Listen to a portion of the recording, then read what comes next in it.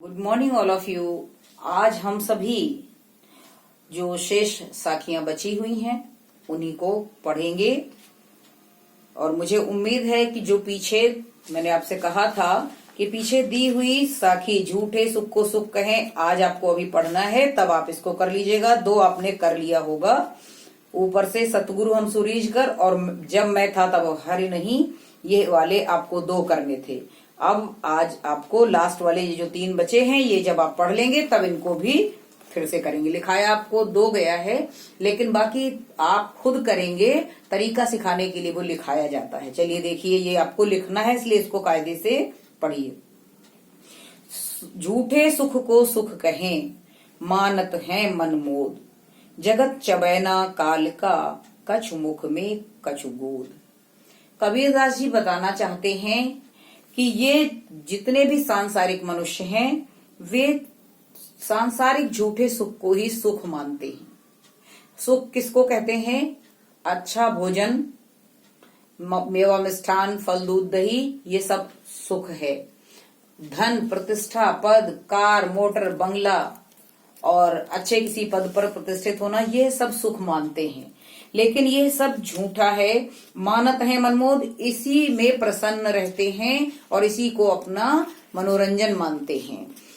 जगत चबेना काल का, कुछ मुख में कुछ गोद। लेकिन उन्हें यह नहीं पता है कि यह जो संसार है, ये जिस प्रकार एक बच्चे की गोद में चबेना डाल दिया जाता है या चने डाल दिए जाते हैं चबाने के लिए, तो वो कुछ उसकी गोद में भरे हैं और एक थोड़ा सा हाथ में लेकर वो मुंह में निवाला डाल लेता है और आगे जो बचा वाला है उसको दोबारा जब वो मुंह वाला खत्म हो जाता है फिर उसको चबाता है, क्योंकि उसकी गोद में पड़ा है, खाने के लिए ही पड़ा है। तो ये जो संसार है, इसको, इस पूरे जगत को काल ने कुछ तो निवाला बना के खा लिया है और कुछ उसकी गोद में पड़ा है जो भविष्य में वो खाएगा।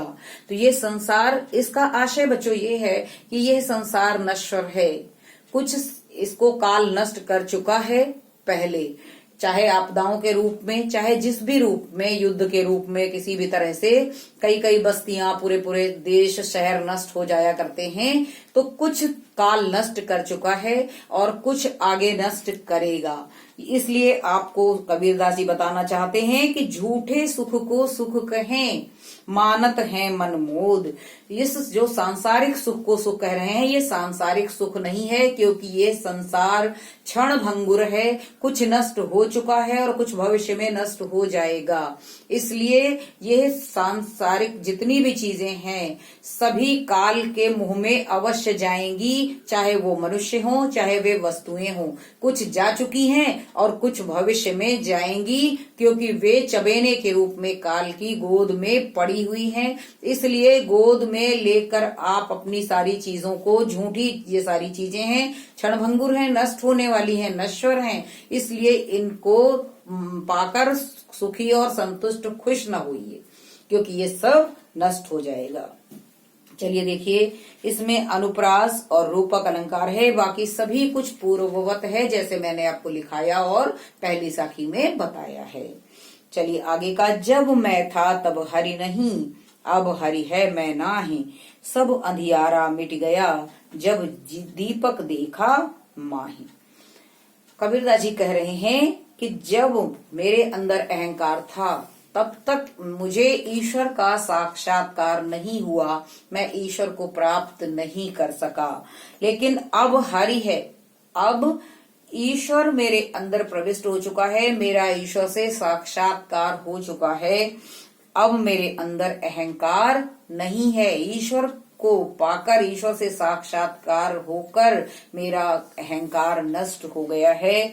सब अंधियारा मिट गया, जब दीपक देखा माहे। जब मैंने ईश्वर रूपी दीपक को देखा है और दीपक रूपी ईश्वर को देखा और उसके प्रकाश से मैं प्रकाशित हुआ, उसकी शक्ति को मैंने जब से जाना है, तब से मेरा सारा अंधकार नष्ट हो गया। क्योंकि जो ईश्वर के सामीप्य को पाप ले या ईश्वर के निकट पहुंच जाए मन वचन से, तो बस उसका अंधकार मिट जाता है। जहाँ ईश्वर का सानिध्य मिल गया, फिर कोई भी अंधियारा या अज्ञान नहीं रह जाता। इसलिए जब मैं था तब हरि नहीं, अहंकार जब से मेरा नष्ट हुआ तब से मुझे ईश्वर का साक्षात्कार हो गया है। चलिए, इसमें भी आपको प्रतीकात्मक शैली है, अनुप्रास और रूपक अलंकार है।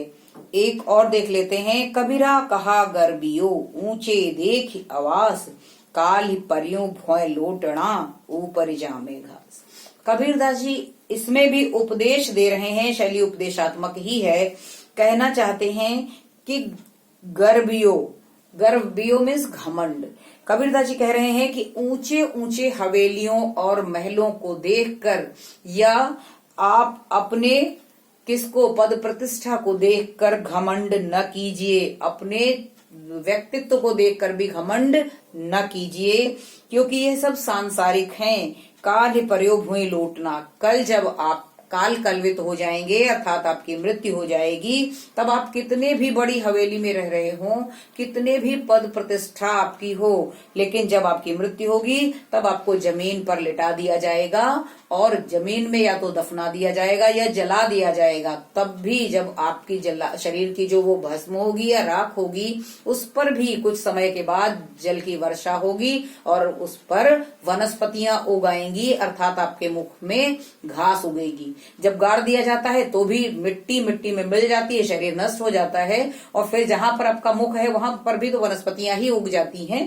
तो इसलिए वो आपको आगाह करना चाहते हैं, उपदेश देना चाहते हैं कि आप कभी भी घमंड अपनी किसी भी वस्तु पर न करें, क्योंकि यह सब और आप स्वयं भी नश्वर हैं। ये उपदेशात्मक शैली हो गई, अनुप्रास अलंकार है और यहाँ पर उपमा अलंकार भी है। चलिए, आज के लिए इतना ही, वीडियो और कर रहे हैं। आप जो इससे मिलते हुए साखी हैं वो पीछे व्याख्या करेंगे।